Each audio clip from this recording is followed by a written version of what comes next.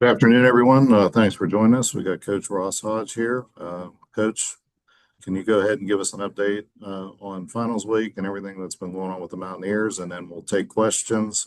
Please use the raised hand feature to ask a question. Yeah, obviously finals week, guys, finishing up classes,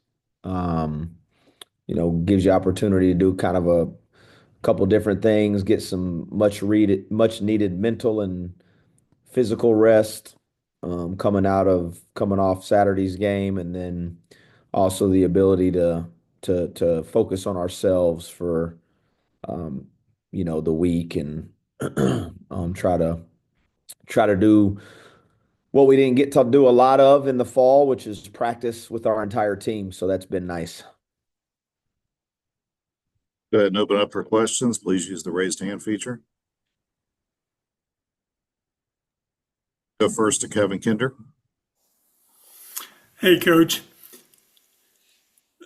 We were talking Saturday after the game, and you listed a couple things that were most important for y'all to work on that, hadn't been going as well to your liking as what you wanted on the defensive side. And I was wondering, are more of those physical things or just things where you've done them well at times and not other well at times? Are there adjustments in what you need to do defensively, or is it just a matter of being more consistent? Yeah, it's a combination of all of it. Some of there's times where you are flat out not doing what you've been asked to do. There are those, a couple possessions here and there where, again, you're not executing even what you've been asked to do, and then I think there's other time periods where um, the inability to play through fatigue breaks us down at times. And then, there are some scenarios and situations where you can look back and evaluate schematically, are there better things to do with certain lineup combinations? So it's a little bit of all of it. I think the time period that we missed the most in early fall was the ability to really get out there and practice at the level of physicality, intensity, and competitive nature required to play through fatigue and play through, um, where you kind of, as a player, you're kind of bottoming and out. You don't think you can go much further, and you still can. So it's really been all those things when you look at it, and then also the other part that impacts your defense is your offense, and we talked about that as well. It's not like football where your defense gets a stop and they run off the field, and then your offense comes on. And you do hear the term in football, complementary football. But basketball is the same way. And if you look at some of those stretches where our defense has been its worst, it's also coinciding with our offense being inefficient as well. So, and then if you look at the time periods where our defense has been its best, it's typically synced up with an efficient offense where you're scoring, getting to the foul line, taking care of the ball. So there's a lot of layers to it, and you just got to keep getting better at all of them. And then you mentioned having your whole team assembled now and able to practice with them all. Do you have enough players now you think that are capable of playing in the Big 12 that you can avoid a couple of those fatigue issues? I hope so. And that's where consistency from individual players allows you not to have to stretch other guys' minutes as far as you have to. So that's part of where the individuals need to continue to improve on both sides of the ball, where you can be a little fresher in the second half of those games, and again, not ride guys and extend them longer than you'd like, but you feel like you have to win the game. We'll go to Quinn. Hey, coach. So, in a week like this, do you spend more time kind of looking at that Ohio State game since you have a week off, or do you kind of just throw it back and, now you start to work on what's next? No, it kind of allows you the time to go back and reevaluate all your games and look at all of them. And then when you're in your practice, like I said, for us, because of Jackson's injury at the end of the summer, Amir not being here until the fall, some of the other guys battling injuries during September and October. What we've been able to do this week is again have like full on competitive live scrimmage situations where your best players are playing your best players, and you can do it for long periods of time. And you can kind of get back to building the foundational habits and your kind of your base of what you want to be, that you can only really do if you have the ability to practice. So you're going back and you're looking at all those games, every game that we've played, and you'll kind of scan through the offensive defense and positions. But what you're doing right now, in particular, these last 72 hours, is you're just trying to get back to your base and what you know you should be doing and doing it at a high level. Cody? Hey Ross, you talked. I think it was Saturday. You talked about in the second half of games, the defense is on the other side of the court. So I'm curious, like, what's the difference when the defense is right in front of you and you can coach them versus in the second half, the offense is in front of you and you can coach that. Like, what's the difference in the game, like for you in your staff doing that? Well, yeah, like defensively, obviously you got a lot of energy in front of your bench. So you have the energy from your teammates that are right in front of you. Maybe there's the assistants that scouted that opponent when they hear a play call called out. They literally have the ability to verbally communicate to the players what exactly is about to happen. Um, and just the energy and effort that it requires to be an elite defensive team on top of getting help from the coaching staff and tell, hey, this is what's coming. They just called whatever, 5 Ram, and he's about to screen for him, and you can talk them through those defensive possessions. Second half of the game, again, they get down there, they're a little bit more, it becomes reliant on the 5 guys that are out on the floor at that time. And then offensively, it just becomes a matter of continuing to execute whether whatever end of the floor you're on. Again, we had 22 offensive possessions the last 16 minutes of that game. We were up 16. At that point in time, we had 22 possessions from that moment until the end of regulation. We had 9 turnovers, 9 of our 15. So the other 35 minutes of the game, you only turned it over 6 times, which you can win doing that. But in that time period, we had 9 turnovers, probably had 2 or 3 ill-advised shots that you'd like back. And then you have a trip where you go to the foul line and you go 0 for 2. So 14 of your 22 final possessions are fairly empty. Well, you're putting a ton of pressure on your defense if that's what your offense is going to be doing. Now, would we like to get to the point where our defense can hold up regardless? But part of us being good defensively has always been mirrored with an efficient offense.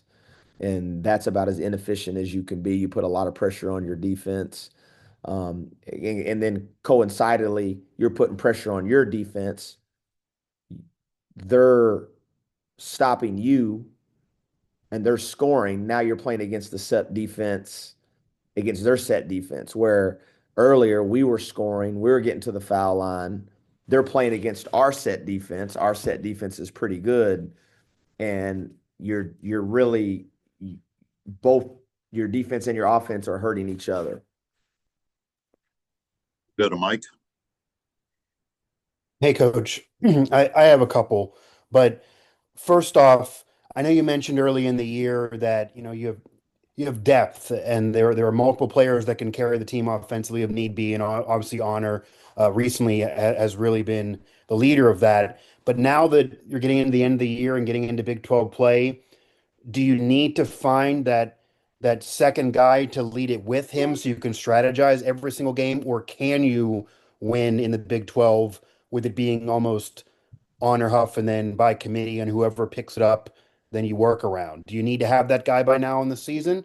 Yeah, I don't know. I don't know if it's that guy or guys. Okay. Like I think a lot of it is cons consistency would be probably we're saying the same thing, like what you're asking and what I'm saying is Okay. like, can you can you get to the point where you're consistently going into these games anticipating what you're going to get from each guy, and Right. then depending on who you're playing and what the matchup presents and how they're going to guard you, um, maybe there's a little fluctuation from night to night, but you're not going into it again if you feel like you have an advantage in the post and you're going into that game and then all of a sudden you don't have the advantage you thought you were going to have, Right, right, right. or vice versa. You know, so yes, I agree with it. Maybe not just like one specific individual, but if Yeah. you can get more consistency from more guys across the board, then it allows you to have the options that you want, to be able to play with. Got it. And then just as a quick secondary question, and I know you talked earlier in the season about Eagle staff offensively, but how would you evaluate him on the defensive end the last several games? And what can fans expect from him, even minutes wise, going into Big 12 play, since those minutes have been a little reduced recently? Yeah, I think again being able to execute defensively is going to be big, and like that's where we like you said, we talked about that, and he had done a really good job of that. He really bought into it, Yeah, and that's where I felt like he was impacting winning, regardless of maybe his shots going in or out, and that's kind of where we where we where we put our trust and our hope in is on the defensive end of the floor. And so if he's executing defensively, that's always gonna allow him or anybody. It's not just him, but kind of in the case of Saturday night, he didn't execute early in the second half, and it cost us. And then you couple that in with like, okay, maybe you're not having the most productive offensive night, and you're not executing on that end of the floor. Well, then it's not just him, but sure. anybody that isn't executing defensively or igniting you offensively, then you don't get to be in the game at that moment. You know what I mean? And Okay. the thing I like about him, and again, I appreciate about him, like I always said, it's not like he's meeting it with resistance or blame, or he doesn't have the heart or the attitude that he's getting screwed or I'm picking on him, or he has the heart and like he knows he needs to be better, and he's working really hard at it to be better. And he's not alone in those areas. Uh, but he knows we need him to be better, and he knows that. Thank you. Yeah. We'll go to Keenan.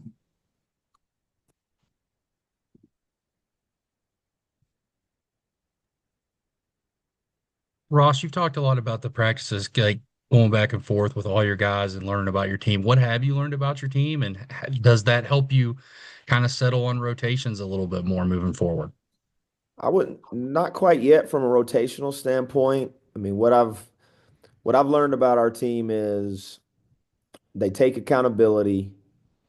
They don't they don't fight back against, what they're being asked to do.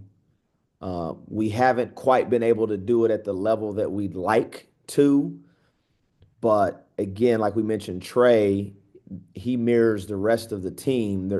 Again, when we go in and we're watching and we're having these film sessions, it's not like they're disagreeing where we're hurting ourselves in these close games. I mean, you can see it.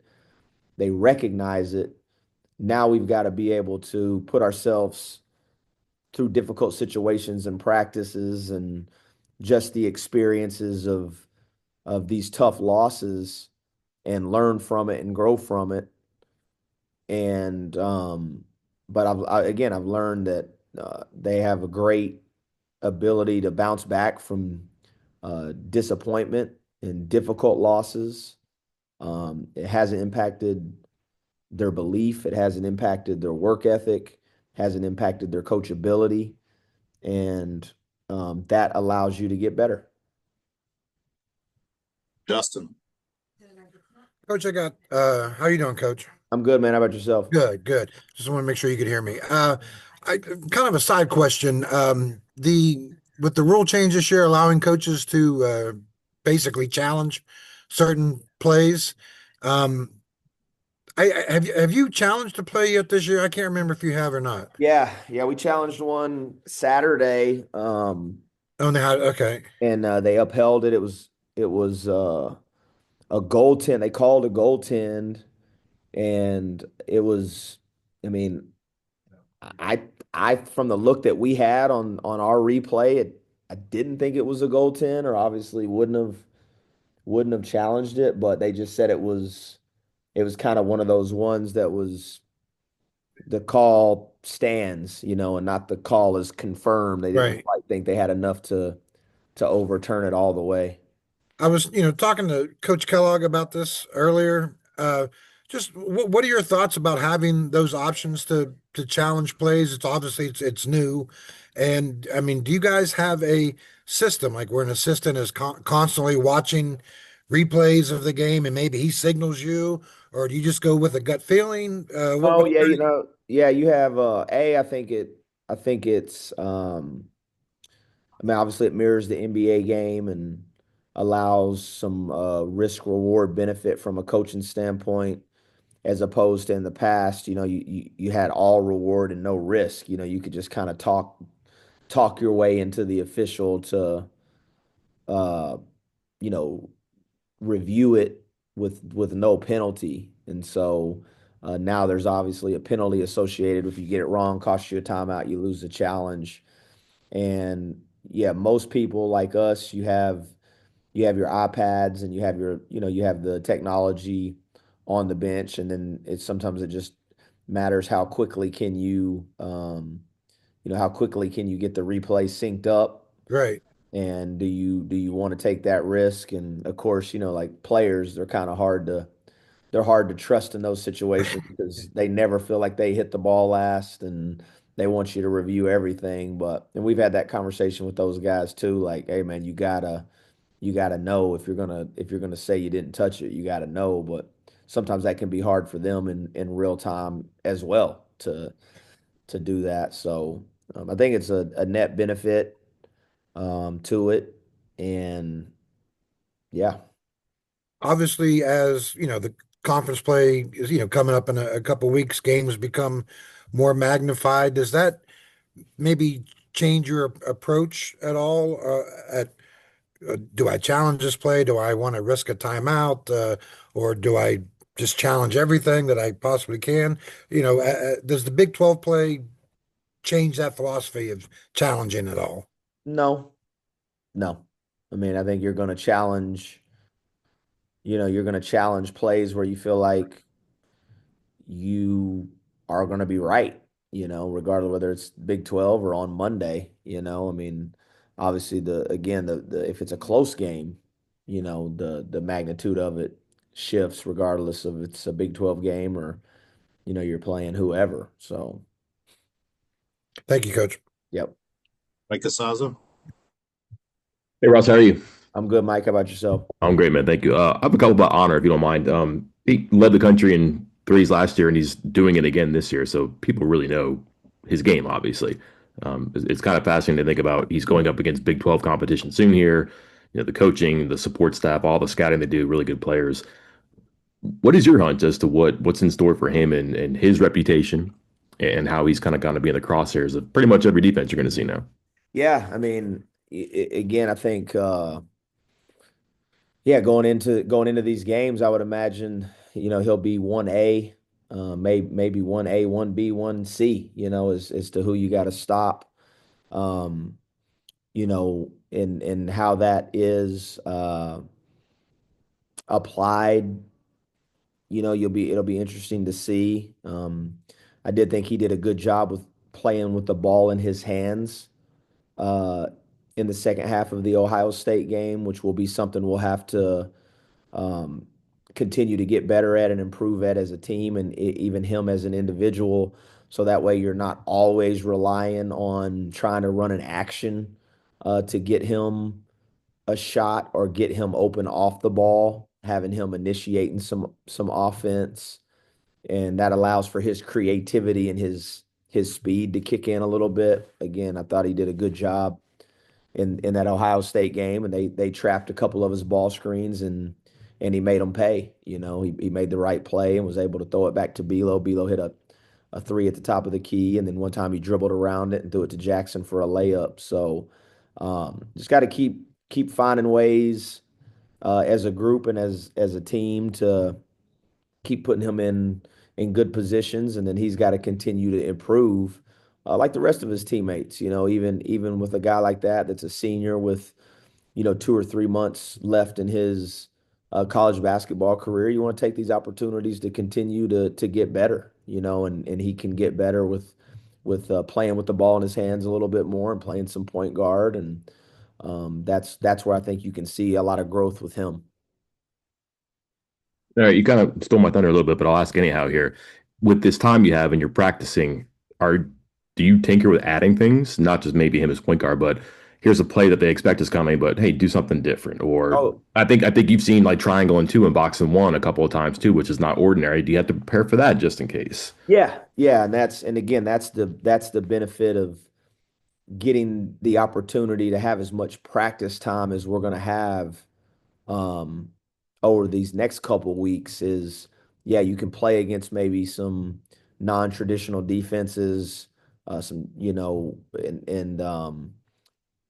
play different lineups, practice different lineups, uh, do some things like you said, maybe go trap his ball screens, maybe just go trap him, and you can work on it offensively and defensively, putting your best defensive lineup out there and working on some situational things that come up. So, yeah, you're always trying to find a ways to tinker a little here and there. And if you can, steal 6 to 8 points, whether it's a wrinkle on a set play that you're already running, or a baseline out of bounds play, or a sideline out of bounds play, or a special situation, yeah, you're always trying to find little advantages.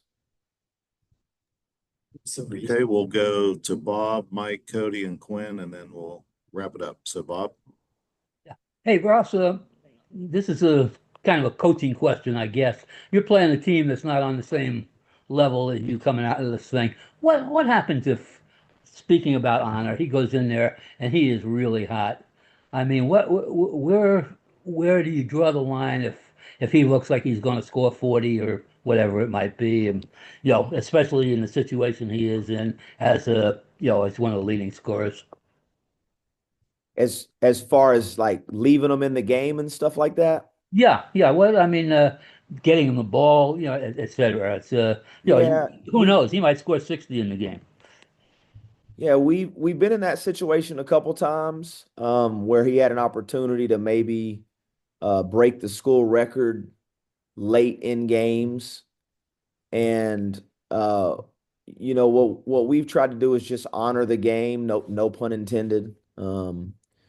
Just try to respect the game, and if you need them to be out there in the flow of the game and those things happen, then you let them happen organically. But I think if you start trying to force records and force point totals, and you start kind of playing the game for any other reason than just trying to win the game, then you ask for like unfortunate things to happen. And like we talked about it, I think the first time Honor had the opportunity to break the school record, you know, you're always fighting it, like, man, should I leave them in? And people want you to leave them in because they want them to break the record. But again, my responsibility is to also, help people from themselves. And again, I would never be able to live with myself as the leader of the program if you were out there trying to hunt a record and he stepped on somebody's foot and now he had to miss a couple weeks.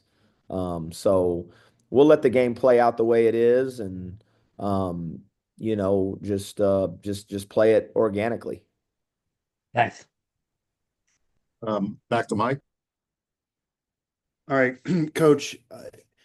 Now you mentioned Honor maybe playing the point more, and he kind of flirted with that a little bit against Ohio State. He had that one moment where he stepped out of bounds.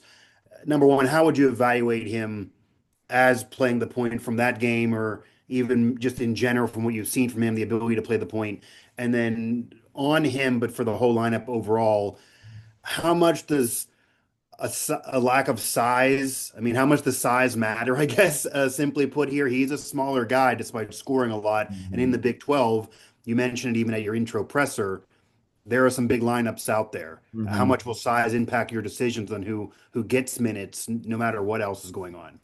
Yeah, to answer you the first part of your question, if you look back at his junior or his sophomore year at Chattanooga, even he actually played with the ball in his hands a lot more than he did last year. And that was one thing we looked at when we were evaluating him. We actually went back and looked a couple years ago and like, okay, man, he's actually a little better with the ball in his hands than maybe he was given credit for last year because of the way their team was made up. And I thought he did a good job in that Ohio State game, initiating offense, creating offense for others. Like you said, probably needs to learn because he's not super big. So you get down there on the baseline, a little nudge, a little bump, you're getting pushed out. And he actually made a really good read. I mean, this Yeah. much, he's dropping it off to Chance, and Chance is dunking the ball, and you got a 3-point lead with 20 seconds to go in the game. And it was actually the right read. He's just got to have a little more awareness of where he is. And so, I liked what he saw. And again, it takes a little pressure off of him of always being reliant on someone getting him open. He can initiate it, and obviously he has the ability to make threes off the bounce, which you saw there too with the ball in his hands. So, and then your second question, like, you know, size matters, for sure. Um, and what you've got to be able to do though is I think there are some things schematically that you can do to maybe protect yourself when you have smaller lineups out there, whether it's maybe being a little more aggressive in ball screen coverages, whether it's double teaming the post, whether it's maybe trying to take advantage of, okay, like maybe you don't have a size advantage, but maybe you have a foot speed advantage. And that's where, again, the more you learn about your team, the more you play with your team, um, the more, even as a coach, you realize like, hey, maybe we're going to have to look at some different ways to play depending on who's out there. If Harlan's out there, maybe you can play this way. If Harlan's not out there, maybe you got to play this way, So, but, you know, um, I mean, there's been small guards in the league, in particular to Honor specifically, but collectively, as the team itself, if you are going to have some smaller lineups out there, maybe you have to alter some of the things you're doing schematically. Thank you. Cody, then Quinn. Ross, I just wanted to ask about Jackson and how far he's come along. Because when he first came back, he was playing like a few minutes at a time here and there, and then jump forward a couple weeks, he's obviously one of the guys you trust to have out there, down the stretch, and then he basically played every minute in both overtimes. So just, how much has he progressed, just since he's been back? Yeah, he's getting better. He's getting better, and he's getting what he needs more than anything, which is practices and hard practices and physical practices. And again,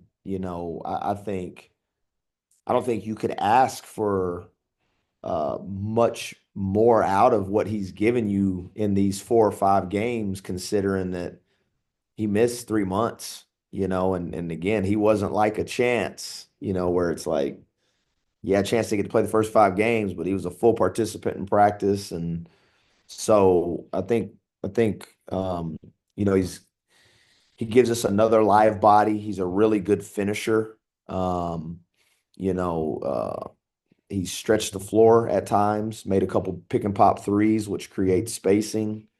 And so yeah, I think you just see him continuing to get better and get stronger, you know, with his wrist, and again get just some foundational parts of his game that we missed, you know. And again, there's excuses and there's reasons, you know, like it's a no excuse culture. Nobody's making excuses, but it may be a reason why maybe some things aren't as sharp as you'd like them to be, despite where you are in the season when you're, you know, have throwing a guy out there in those type of games and, you know, he's calling a coverage that ain't the right ball screen coverage. But it's not like, can you fully expect him to do that if he hasn't been able to do that in practice? And so that's been the beauty of this. But I've been, you know, pleased with how he's played in his return. And we'll close with Quinn. So Amir has started to get more playing time, and you mentioned Honor playing the point, but it seems like Jasper has kind of been a little more comfortable the last couple of games with Amir running the point and him playing kind of that two or that three position. So what can you say about how those two have started to mesh? Yeah, and again, it goes back to having all your players in practice at the same time, so you can play like competitively. You can play your best five against the other best five, and that allows you to experiment with a Jasper and a Amir, which really up until you can do that, they're never really going to be able to play on the same team because you don't have enough people to even play a 5-on-5 game. And you know, whether I guess playing the point specifically, when you talk about Honor and who is the point guard, I think like the title per se of who is and who isn't, it just gives you offensive versatility that different people can initiate offense with the ball in their hands. And you don't always have to have the same person handling that ball pressure and handling the ball and having the defense up under you.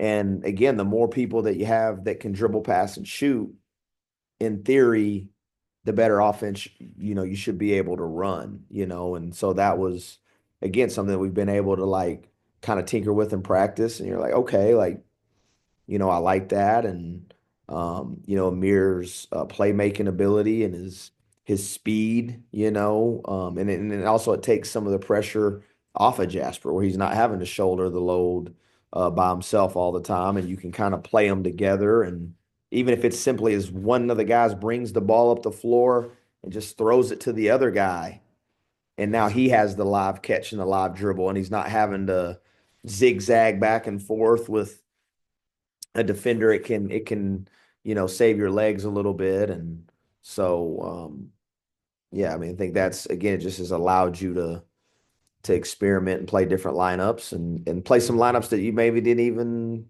hasn't crossed your mind yet. This concludes our media session. Thanks to everybody for calling in, and Coach, thank you for your time this afternoon. Thank you all. Appreciate it.